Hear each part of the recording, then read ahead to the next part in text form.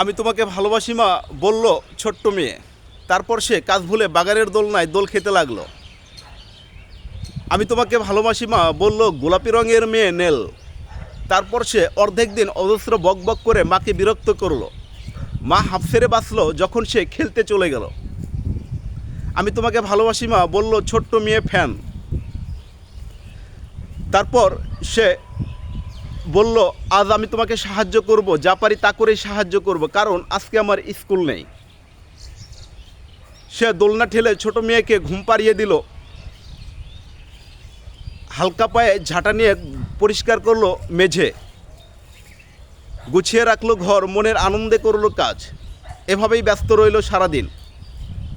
তারপর শুতে যাওয়ার আগে তিনজনেই বলল আমি তোমাকে ভালোবাসি মা। কিন্তু মা তো প্রকৃতপক্ষে আসলে জানে কে তাকে বেশি ভালোবাসে।